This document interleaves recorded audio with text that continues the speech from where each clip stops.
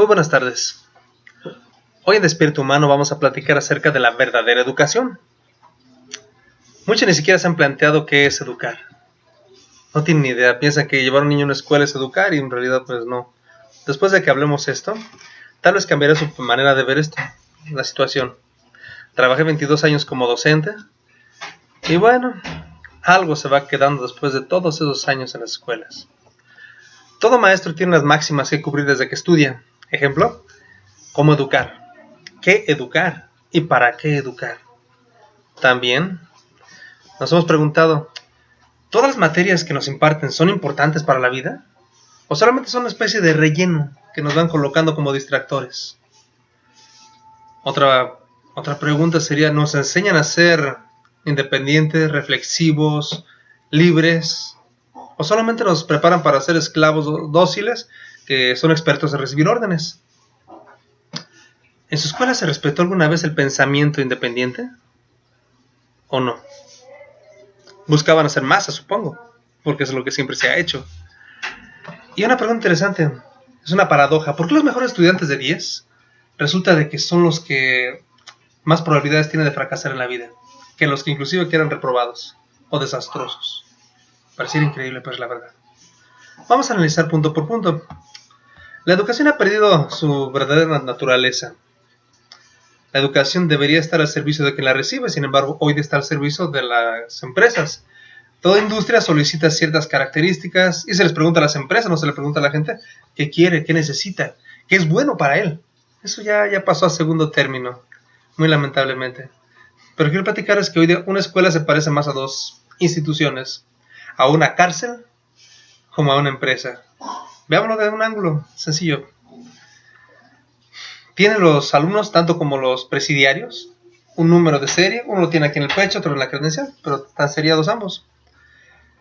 Desde que entran no pueden salir, están sujetos a reglas, a normas y a castigos inclusive, de diferente índole. Pero funciona igual, hay bardas muy largas inclusive. Me gustaría saber cuántos chavos se pueden salir de su escuela cuando entran y se quieren ir así nada más porque sí. Simplemente no pueden, ni lo harán. Porque obviamente se van a enfrentar a castigos. Desde un reporte, suspensiones, hasta la suspensión total. Entre otras que dependiendo de la escuela los pueden ir modificando. También se parece a una empresa porque los empaquetan por bloques. Bloques, entre comillas, parecidos. Y esos bloques, por ejemplo, son de edad, tamaños, tiempos, etcétera. Que no debería tener importancia la edad, o sea, viéndolo fríamente, porque en la vida real no se van a escoger grupos de personas igualitos. Es falso. Te encuentras sumamente heterogéneo. Encuentras hombres, mujeres de otros tipos, muy veteranos, muy jóvenes. A veces tú tienes tu edad y te toca un patrón que es mucho mayor que tú, o mucho más joven que tú, con menos estudios que tú, más estudios, da igual exactamente. Pero al final de cuentas es heterogéneo. ¿Por qué en la escuela se busca tanto la homogeneidad? Pero bueno, buscan hacer masa. Inclusive hasta el uniforme que se suponía que era para un fin muy altruista, muy noble, hoy día no tiene operatividad. Se buscaba que el uniforme era para no distinguir clases sociales, que ricos y pobres fueran los mismos. Sin embargo, no, porque hasta para esto se nota, por ejemplo, una persona de escasos recursos, trae uniformes muy pobres, ya rotitos de aquí, ya muy desgastados, descoloridos. En cambio, las personas que tienen pues potencia económica, pues simplemente se compra un uniforme nuevo totalmente, y tal vez uno de marca. De todas maneras se nota la diferencia. Yendo más adelante, a mí me da mucha lástima cómo se ha manejado la educación. Muy tristemente. La educación hoy día, les decía, no está a su servicio, está a servicio de una élite que ha diseñado los planes de estudio. Yo le quiero preguntar a usted, ¿sabe lo que es el currículum oculto? No lo sabe. Muy pocos lo saben. La currícula se supone es toda serie de materias que se le van a dar a lo largo de su vida. Pero hay unas materias que se dan que en apariencia tienen un objetivo, pero lo que esconden es otro totalmente distinto. Pregunta a un maestro que tenga mucha experiencia en esto, que tenga conocimientos, haya metido en la parte administrativa, haya sido presidente de la academia de zona, etcétera, y le podrá decir esto a detalle. Siempre hay un fin oculto, pero no se lo dan a conocer a usted. Ni se lo dan a conocer, al final de cuentas. Si se da cuenta es por riesgo y cuenta suya, más no porque se lo muestren, digamos. Hablemos ahora, ¿cómo educar? ¿Cómo educar es toda la parte pedagógica? Para eso se supone que estudian en las normales. cómo, las técnicas, la parte psicológica, la parte, ¿cómo le podemos llamar? Las TICs, que ahorita se les llama, que es la tecnología de la informática para la educación y más. Eso no depende de nosotros, eso depende del docente, cómo se preparó. ¿Qué educar? Ahí vienen todas aquellas materias que se nos dan, para que se nos dan, cómo se nos dan. O sea, eso no depende tampoco de nosotros, depende de la SEP. Y de estos grupos que les digo que a escondidas, que son masones, sobre todo los que se han encargado de ello, que manipulan nuestra mente, nos meten muchas mentiras ahí, etcétera, para crear héroes falsos, para pues satanizar a los buenos de la historia, pero que obviamente son liberales, y así además. Ya platicaré de ellos, o sea, desmitificaré muchos héroes que usted se va a horrorizar cuando sepa su verdadera historia. Pero vamos más adelante. ¿Y para qué educar es la tercera parte? ¿Para qué? ¿Cuál es el objetivo final? Ya les comenté que no está en usted, no está en su beneficio, no está, simplemente es generar obreros baratos, muy muy baratos, y cada vez más baratos. Un obrero calificado que le dan un papelito, pero nada más, es un obrero, al final de cuentas, para la industria. Ahora, cuando le pregunté que si realmente las materias que nos dan todas son importantes, se me ocurre ahorita cálculo integral y diferencial. ¿Usted la llevó? ¿Su hijo, su pariente, su amigo? Sobre todo los que van en materias de químico-biológicas como físico-matemáticas lo llevan desde la preparatoria. Pero quiero preguntarle a esas personas que le estudiaron tanto y les costó tanto trabajo, o que fueron magníficos inclusive en ella. En este día, ¿cuántas veces ha utilizado el cálculo integral o diferencial para su vida real? Yo le aseguro que nunca. Hoy no. Y ayer, y la semana pasada, y el mes pasado, y en toda su vida, nunca. Yo he preguntado a muchísimos docentes que se encargan de esas áreas, ingenieros, arquitectos, bueno, cantidad de gente. Y todos coinciden en que solo la utilizan cuando dan clases. Para la misma clase, no para una situación real. Sí ha de haber lugares donde lo ocupen. Pero es tan reducido, tan pequeña esa cantidad de personas que lo usan realmente, que se vuelve absurdo por qué caramba se lo dan. Y es una de las materias que más reprueban jóvenes y tienen más angustiados a los chavos en medio superior. Entonces, ¿para qué se las dan? Hay materias realmente importantes. Interpretación de nuestras leyes. Espiritualidad, ¿por qué no se da? Sencillo, espiritualidad es un pueblo espiritual que se conoce a sí mismo, simplemente es ingobernada por un gobierno corrupto, como el que tenemos, y como todos los que hay, o sea, por eso nos enseña eso. Economía real, aplicada, cómo nos roban los bancos, eso jamás lo van a decir. Y usted no lo va a averiguar a menos trabaje en un banco o esté muy metido en la economía, y jamás se va a enterar.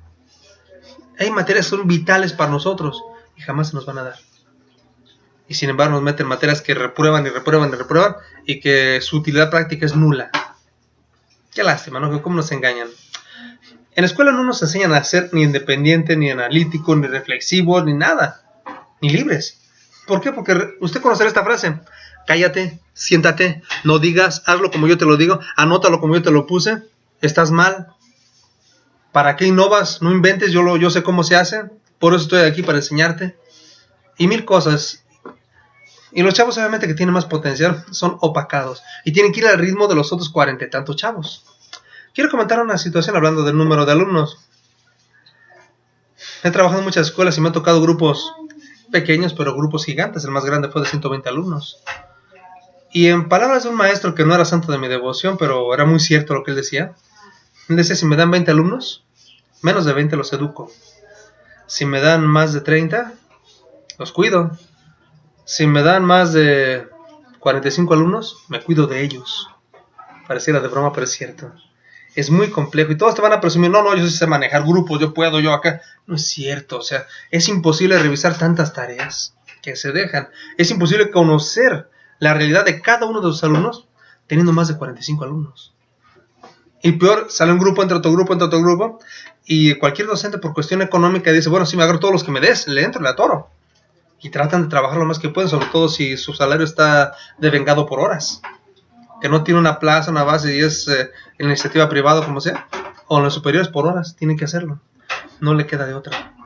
Y no tiene tiempo a veces para meditar en sus propios alumnos. Es un trabajo de medio nivel, para que nos engañamos. Cuando está mal pagado, el tipo no puede entregarse, digamos, de cuerpo y alma. Y por más que lo hagan, no rinde. Yo he visto quebrar a muchos hombres y mujeres muy capaces. Pero con horarios tan saturados que cuando quería correr a una directora que no mencioné su nombre, por respeto, cuando le caía mal a alguien, ella era muy amable, le daba más horas y más horas y más horas. Todos los maestros que le hicieron esa técnica cayeron tronados, enfermos y muchos murieron ya con los años por la edad, sobre todo los grandes. y los otros perdieron de todas maneras su capacidad de dar clases. Ya no daban más, estaban agotados. Hay que dar el tiempo, también somos humanos, no somos máquinas. Continuando con el tema. ¿Se respeta su pensamiento? No, no se respeta. Pareciera increíble. Pero si usted tiene una idea de joven, se la rechazan. Yo recuerdo muchos alumnos que hablaban con los docentes. Oiga, maestro, mire, yo sé que no se escribe así, como usted está poniendo su... en inglés, por ejemplo, el pizarrón no notaba. Yo sé que así no se escribe de esta manera. Los docentes los corrían. En lugar de dar las gracias a ese alumno porque realmente le estaba ayudando en su clase, lo sacaban de clase. Qué lástima, ¿no? Mentalidad muy pobre de algunos maestros. A otros se querer saber todo y quieren explicar todo de la vida. Pero no se puede, o sea, no se sabe.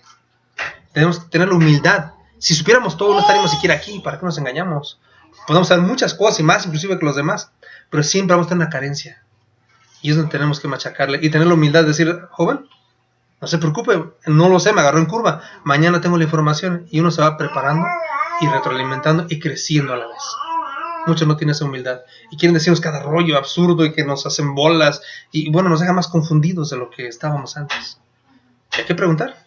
Pero aún, esos alumnos que tienen una gran capacidad, que no se tragan los cuentos, que hablan, cuestionan y no se dejan engañar, los tachamos. Decimos que tienen el síndrome de hiperactividad, que no es cierto, obviamente. O decimos que tienen el déficit de atención. Y los empezamos a drogar. Ustedes han oído hablar del Ritalin, del Prozac, y bueno, Adderall, o bueno, cuanto producto químico tóxico que va sedando su cerebro, los va minando. Y el muchacho está drogado, ya no tiene humor de preguntar, ya no quiere andar corriendo, no quiere andar brincando, su voluntad imparable se acaba. Pero quiero decirles algo muy cierto. Todas aquellas personas que tenían el síndrome de hiperactividad o el déficit de atención, todos ellos, y analícelo y vean las biografías de todos los hombres más importantes del planeta, lo tenían. Líderes políticos, líderes empresariales, líderes religiosos, revolucionarios, todos tenían ese supuesto trastorno. ¿Cómo se lo explica? Y todos chavitos que eran mataditos, que parecía que estaban hasta rezando siempre en sus clases, no se atrevían ni a voltear, esos pobres nunca han triunfado. Y también los que iban bien, los quebraron a través de ese tipo de drogas que le siguen dando a los chavos. ¿Cómo se explica usted eso? Da lástima ver cómo nos maltratan. Y lo que más da lástima es que la gente ha caído en el sistema. Yo veo madres de familia que añoran las vacaciones. Y cuando están de vacaciones, sus hijos ya quisieran mandarlos a la escuela y dicen, ya no aguanto a ese chamaco, ¿cómo es posible?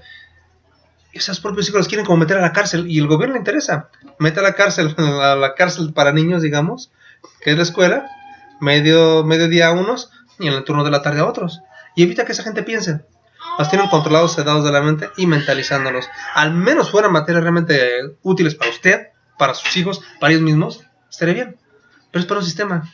Analice todas las currículas y va a ver que quién las diseñó, quién está detrás de eso. Cuando sepa quién está detrás, que esté consciente de quién está detrás de todo eso, verá que no están para su servicio. Todos los fines de la educación que tenían después de la revolución, muy hermosos por cierto, pues son papel mojado. No existe como tal. Actualmente todo está basado en industria. Y no se diga ahora que la industria, digamos, educativa, la SEP, ya va a estar cotizando en la bolsa. O sea, ya va a haber dueños, va a haber quien invierte, van a necesitar ganar, van a necesitar tener lucro. Cosa que antes no, antes podía ser un poquito más noble. Ahora es dinero lo que está de por medio. Así es que usted no crea que una empresa que va a agarrar eso, o gente que va a invertir, le importa que usted aprenda, su hijo esté bien. A ellos les interesa, obviamente, sacar dinero. Y más ahora que ya va a haber particulares prácticamente todas. Cheque usted la reforma a detalle. Esta reforma docente, que le llaman, reforma educativa, es una farsa, es una reforma laboral, donde desprotegen a todos los docentes. Pero claro, lo han tapado todo diciendo, es que vamos a meter en cintura a los sindicatos, vamos a meter en cintura a los maestros, vamos. Sí, hay malos elementos. Pero si analiza usted, hay buenos también elementos. Y eso ni siquiera están tomados en cuenta, pierden sus derechos. En lugar de pedir que se les quite los derechos a los docentes, ¿por qué no decir mejor que aumenten los derechos todos los demás trabajadores? Vamos a ver una equidad, pero al alza y no a la baja. Por eso destrozaron también el sindicato de la Comisión de Luz y Fuerza del Centro, el SME. Lo destrozaron por eso, porque tienen muy buenas condiciones. Y antes de que los demás clavos se nos quieran nivelar, bajémonos, eliminémonos. Y lo aceptan bien, y pronto los de seguro, eso lo van a ver ustedes. Para que vean hasta dónde va la educación. Eso es muy lamentable, como las mamás también eliminan a sus hijos para que les laven el cerebro. Les decía que es una paradoja también, que los son más exitosos de este planeta, ninguno estudió. Económicamente hablando, gente que ha tenido mucho dinero, ha hecho negocios a la sombra del poder, a la sombra de esto, a la sombra de aquello, ha hecho mucho dinero y no han estudiado. Y los hombres que más matados, que yo conozco chavos que eran de 10 magníficos, trabajos mediocres para el gobierno, trabajos mediocres para particulares, y siguen luchándole, y quieren trabajar y quieren triunfar. Tienen potenciales enormes, pero como han sido enseñados tan fuertemente. Un ejemplo, yo trabajé en varios tipos de instituciones. Recuerdo una de ellas, un humilde bachilleres incorporado. Muy bonita la escuela, muy sencillo, ustedes quieren, humilde. Al igual que una preparatoria federal por cooperación, donde trabajé. Los chavos salían de esas instituciones inclusive de paga, que no eran de ricos, les aclaro, eran de paga nada más. Esos chavos tendrían a ser líderes en toda la región donde yo vivía. Todos los que salen de ahí, con el tiempo hubo gobernadores, hubo diputados, hubo senadores hablando de política, hubo científicos líderes inclusive de hospitales, jefes de eso, jefes de aquello, en esas escuelitas. Y había un Cebetis donde todo bien matado, todo el mundo decía que ahí es mucho rigor, ahí los tienen bien controladitos, todo. De esos pobres, el porcentaje de chavos de éxito era mínimo. Eran gatos de los gatos y te lavan el cerebro que quieres salir y luego ir a trabajar a la empresa, a la industria. En cambio el otro les enseñan a trabajar su cerebro un poco más. Sin embargo, hay instituciones mejores todavía que te enseñan a ser líder, pero esas no están a su alcance. Y más aún, los meros líderes ni siquiera estudian y ni de locos mandan a sus escuelas de paga, perdón, de gobierno, a los hijos porque saben lo que se busca ahí. Ahí se busca hacer masa, no líderes. La educación, desde mi punto de vista, debería ser holística, abarcar toda una gama de áreas. ¿Por qué? La segmentan. Física aquí, química aquí, biología acá, literatura de este lado. Sin embargo, hay mucho que se pudiera mezclar y crecer en ambos bandos. El mejor ejemplo, ¿alguna vez usted ha oído hablar del número áureo o relación áurea? Es un número que está en la naturaleza, pero usted no lo conoce ni se lo enseñan, de hecho. Y se lo enseñan es muy escuetamente. Pero ese número está en todo. Desde el número de hojas que crecen en el árbol y cómo van enredándose, la distancia que tienen en ellas, todo está en ese número. Las pirámides de Gizeh están basadas en ese número. Usted no lo sabe. Y muchos otros monumentos increíbles están basados en ese número. Por eso cuando me dicen, es que los egipcios hicieron las pirámides. No, los egipcios cuando llegaron ya estaban. Eran mucho más viejas de lo que usted cree. Y ese en otro programa se los develaré. Todas las fechas, los números, los datos que ustedes se van a ir para atrás cuando se enteren de que es una farsa. Al igual las pirámides de aquí de México, tal y como dijeron los teotihuacanos. Cuando llegaron ya estaban las pirámides. Les pusieron nombre por su magnificencia, de acuerdo a las estrellas, pero ya estaban. Eso no lo hizo esta generación de humanos, pero lo platicaré después. Ahora, si bien aprendemos muchas cosas en la escuela, también debemos ser honestos. Todo lo peor de nuestra vida, nuestras cosas más avergonzantes o que nunca vamos a platicar, nuestras groserías, nuestras primeras peleas, las vergüenzas que pasamos, no las comentamos, pero las aprendimos en la escuela. No se engañe. ¿Usted no aprendió a alburear en casa de su papá o de su mamá? Tal vez algunos sí, pero sería muy raro. No enseñó a decir groserías. Sus primeras relaciones sexuales no las tuvo, pues digamos, de una manera familiar, en su iglesia. A menos que hubiera pederastía o algo semejante. Fuera de eso usted la aprendió en la escuela. Aprendí todo, lo malo, así como una que otra cosa buena. Sin embargo, insisto, la educación debe tener un cambio radical, porque puede estar orientada al servicio de quien la recibe, y no al servicio de una empresa, o no al servicio de un grupo Rockefeller, Rothschild, Morgan, Barbour o cualquier otro, que es los que han diseñado este tipo de currículas. Lo que nos enseñan nos lavan el cerebro. Muchas gracias por su atención. En la próxima ampliaremos este tema. Que tenga un bonito día.